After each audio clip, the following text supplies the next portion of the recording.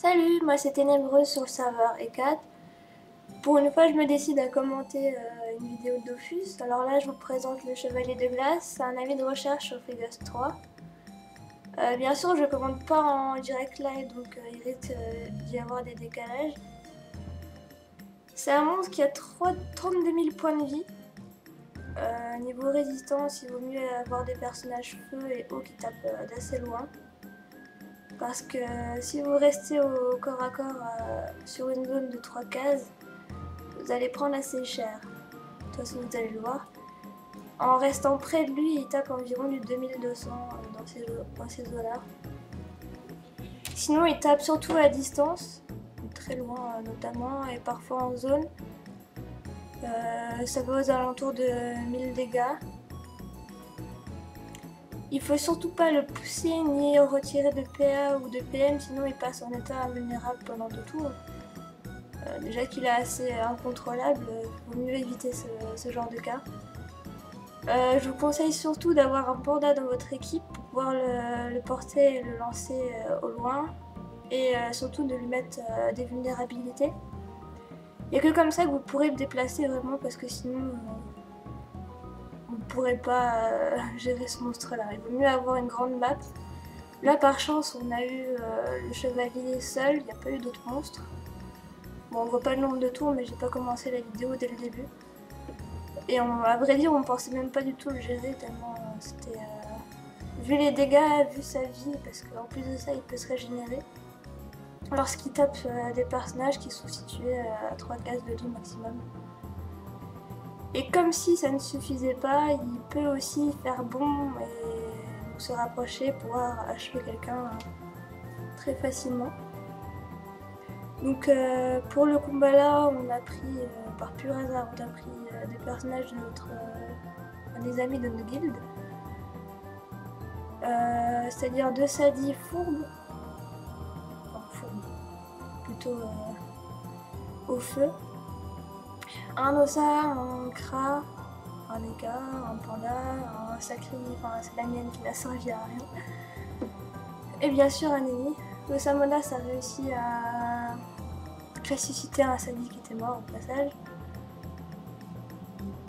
Vous pouvez lui enlever de la portée, ça ne servira pas à grand chose puisqu'il peut se désenvoûter tout seul, le monstre.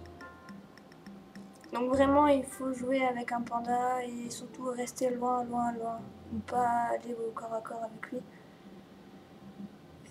Parce que bon, il faut pouvoir tenir le coup face à ses 32 000 points de vie. Lui l'érosion ça descend petit à petit.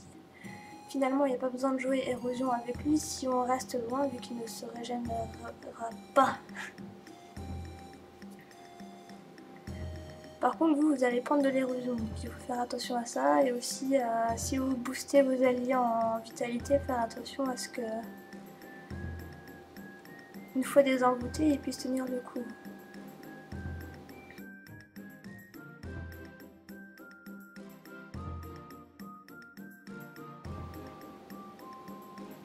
Bon, après, c'est surtout de la survie, le tenir à distance, c'est toujours pareil. Les gonflables ici, elles ont surtout servi à pouvoir finaliser le soin de l'ennemi et de l'Osamodas.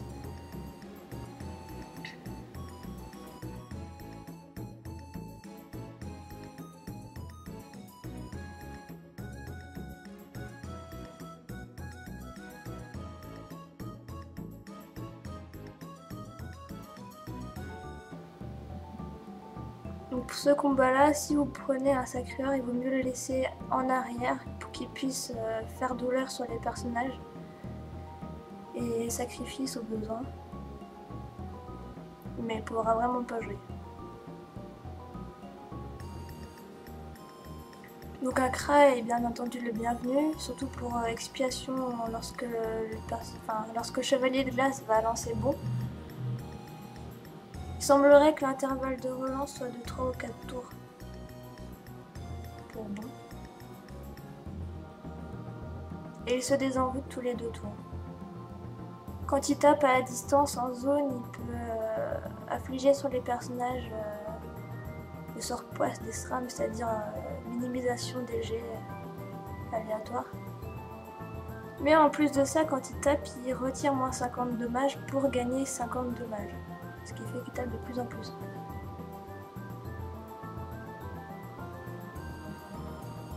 Bon là on a eu de la chance, c'était le jour de l'almanach, donc ça fait qu'au lieu de gagner 600 000 kamas pour cette bestiole, on a eu 1,2 million.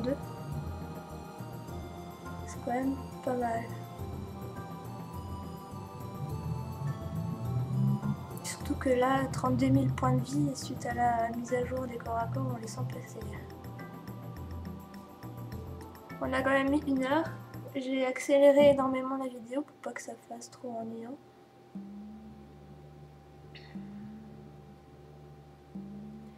Il a aussi un sort de renvoi de dommages. Donc, s'il vous reste plus beaucoup de points de vie, préférez passer votre tour ou rester en arrière.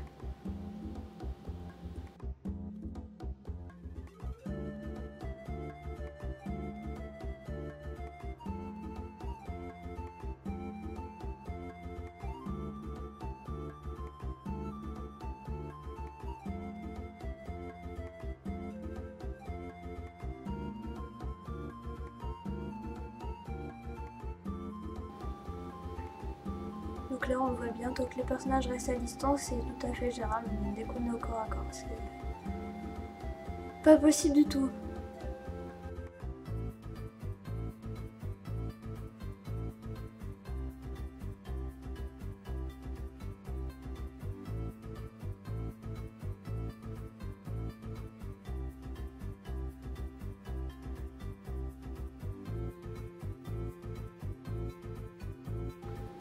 Donc là, même si vous voulez mettre un personnage pour le tacler, ça ne servira pas à grand chose vu qu'en 2-3 tours, il sera déjà démonté.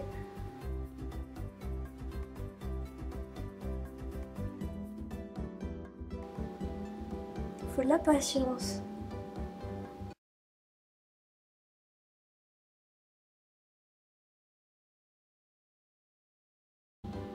Donc ici, j'ai joué la sacrée en début de combat qui a duré 3 tours.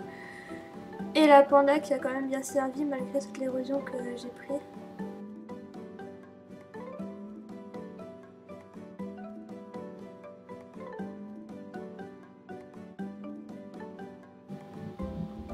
Pour pouvoir l'affronter, il faut vraiment un Kra, un panda, bien sûr un Nini. Un Osamoda, c'est pas de trop.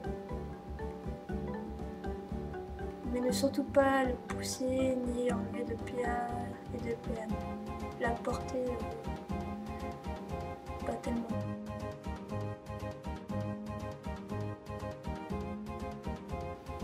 Après dans les envoûtements, vous verrez que sur les personnages, il y a un sort déclenché.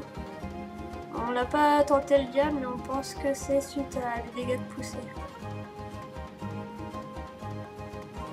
Peut-être autre chose.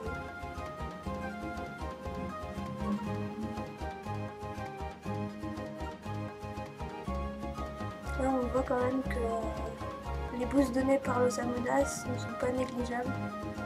Surtout Crapaud et le sort de vitalité qui servi. Après, pareil, le chaton de l'Ekaflip, les gonflables, ça sert toujours.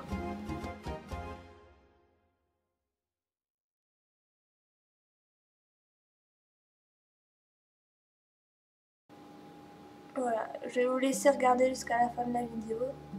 C'est toujours la même technique à répéter jusqu'à ce que vous finissiez ces 32 000 points de vie.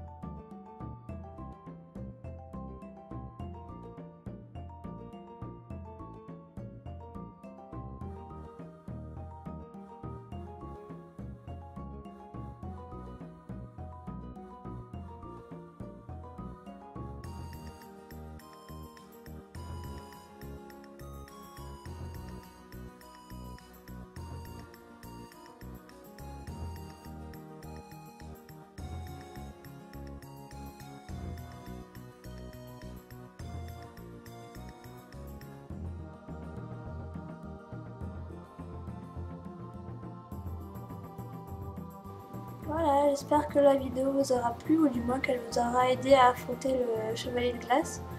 C'est un avis de recherche qu'on trouve dans la zone de Mrs. Freeze, même si là on voit pas le décor, on s'en doute un petit peu. C'était la première fois que je commentais une vidéo de foot, donc à bientôt.